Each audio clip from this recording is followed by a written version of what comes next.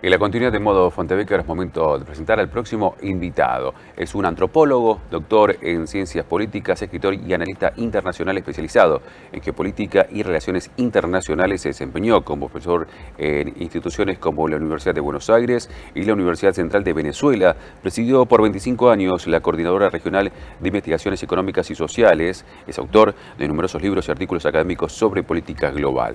Recibimos en Modo Fontebeca a Andrés Arvin.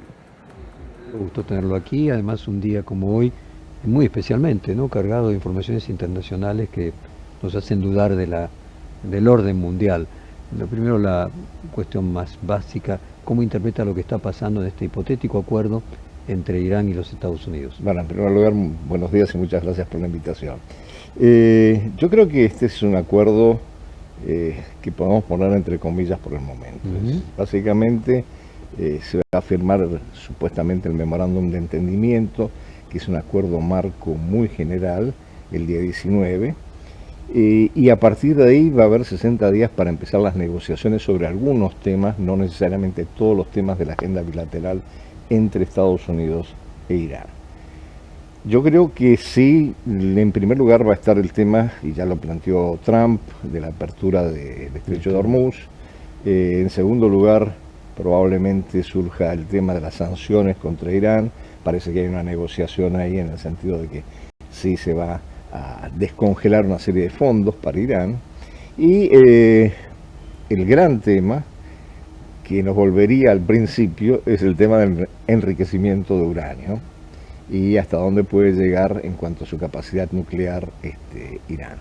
Bueno, todo esto en 60 días yo no creo que se resuelva. Yo creo que van a ser negociaciones largas. Además, los estilos de negociación de ambos países son muy diferentes. Trump quiere cosas inmediatamente, ya resultados para anunciar en su cuenta. Los iraníes van más lentamente, tratando de obtener las ventajas que ellos quieren. De alguna manera están en una posición de ventaja desde el momento que cerraron el Estrecho de Hormuz. Y esto va a significar probablemente que se estiren las negociaciones más allá de los 60 días. Con un factor.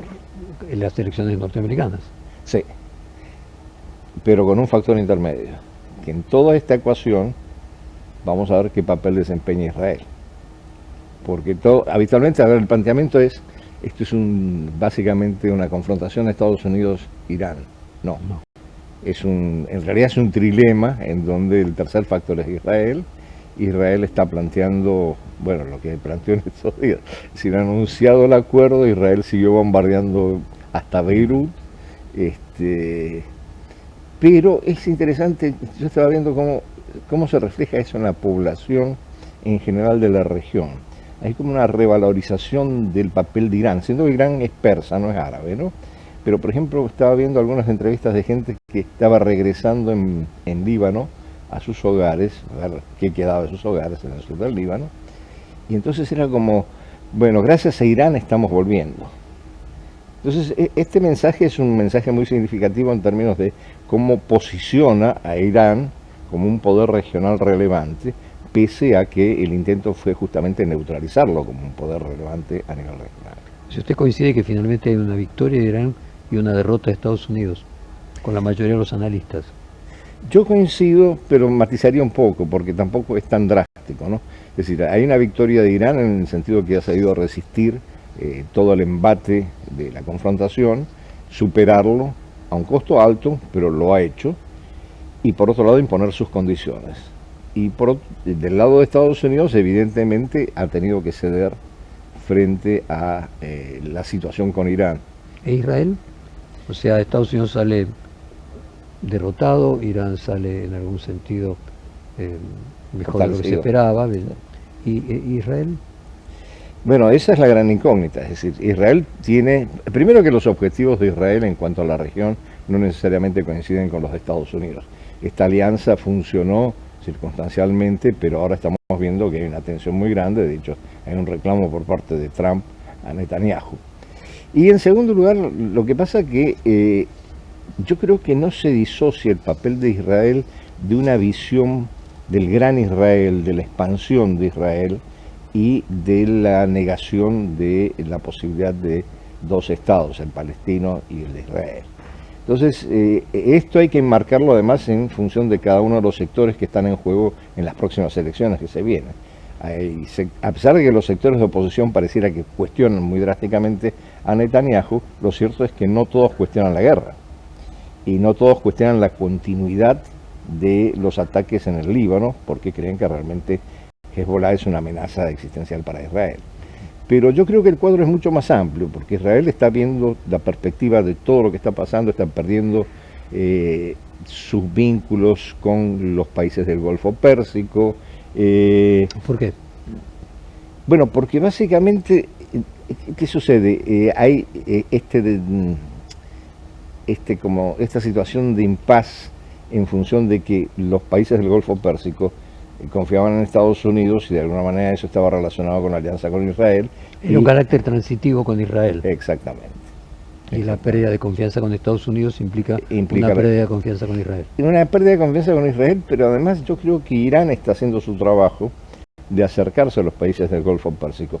No todos, porque además están divididos entre ellos, pero probablemente Qatar y Arabia Saudí son más propensos a una conversación con Irán.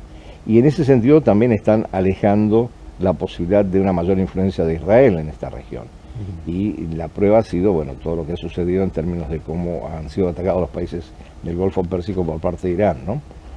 Andrés, conversábamos con un colega suyo previamente qué repercusión puede tener eventualmente, por lo menos un cese del fuego en la confrontación entre Estados Unidos e Irán en América Latina. Si un Trump debilitado desde el punto de vista simbólico es menor elector en las distintas elecciones que se producen en América Latina, o si por el contrario va a ser más activo en América Latina atacando Cuba directamente y metiéndose más en su patio trasero.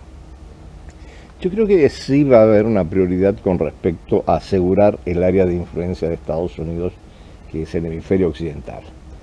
Pero con respecto a Cuba tendría mis reparos porque no es lo mismo Venezuela que Cuba, no es extraer a un dictador, sino que ahí probablemente implique un enfrentamiento. Probablemente vence a Estados Unidos eventualmente si produce un desembarco, un ataque a Cuba. Pero lo cierto es que se va a encontrar con una gran resistencia y por eso yo creo que hay una negociación en marcha con la élite político-económica de Cuba, en términos, bueno, de esta apertura en estos días que se inició. Bueno, siempre hay aperturas que se inician por el gobierno de Cuba que después quedan en la nada, pero esperemos que esta vez sí funcione, porque hay un interés de supervivencia de la élite político-económica. No nos olvidemos que el control del 60% de la economía a través de la empresa Gaesa viene por el lado de los militares, ¿no? En Cuba. Entonces, sí, Estados Unidos, volviendo al origen de la pregunta, va a tratar de consolidar su presencia en la región.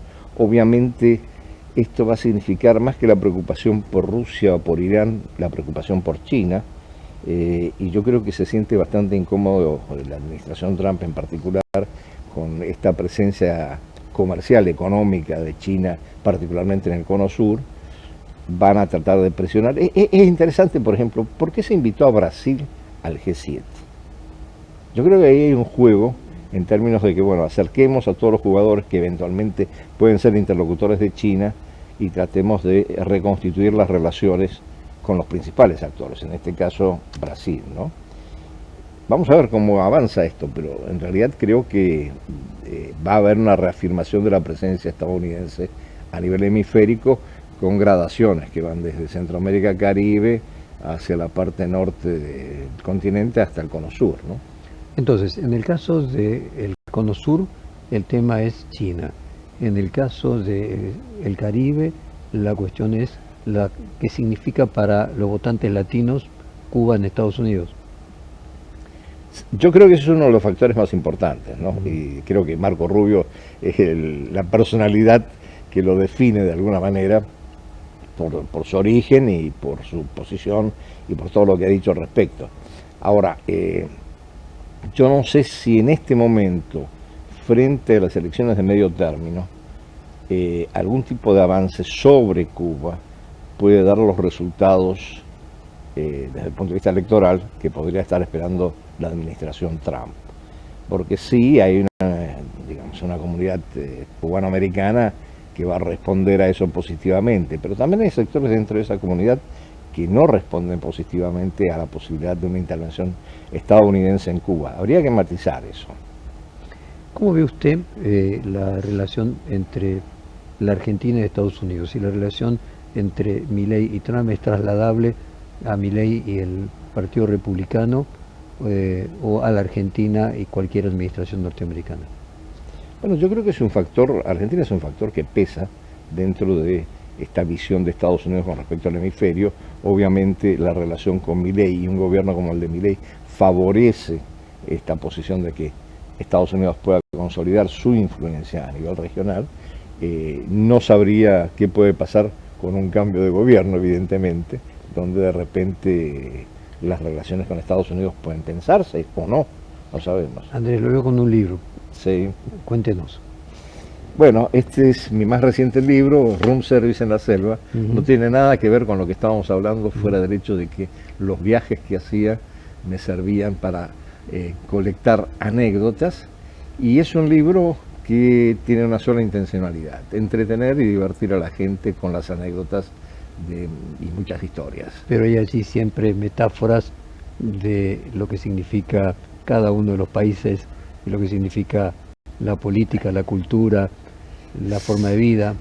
Sí, definitivamente, particularmente por todo el tiempo que pasé en el Caribe, por todo el tiempo que me vinculé con Rusia, por los viajes hechos a Asia.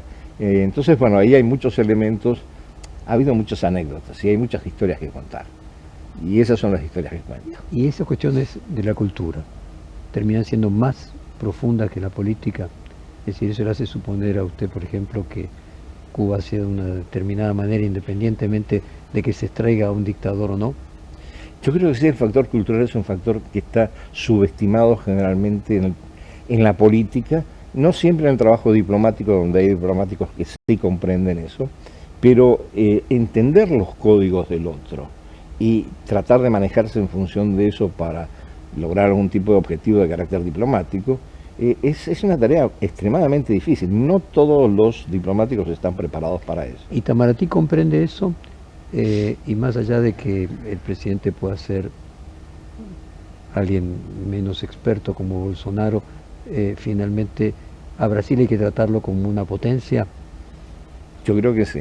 Yo creo que sí. La cultura brasileña es imperial finalmente, más allá de quien sea el presidente. No sé si es imperial, porque tiene una actitud frente a la vida que no necesariamente es impositiva, sino más bien es la joie de vivre, que dicen los franceses. No, bueno, en líneas generales. Ahora, desde el punto de vista geopolítico, evidentemente es un factor decisivo en el ámbito hemisférico, y además lo está haciendo, se está proyectando a nivel global de una manera muy significativa. Yo creo que, por ejemplo, hubo un error, esta es una opinión personal, pero fue un error que Argentina no aprovechara la oportunidad de Brasil, que le ofreció a Brasil, de entrar en los BRICS en su momento. Obviamente con este gobierno los BRICS están, digamos, exceptuados de cualquier consideración. Andrés Servín, muchísimas gracias. No, muchísimas gracias por la invitación, la posibilidad de hablar del libro.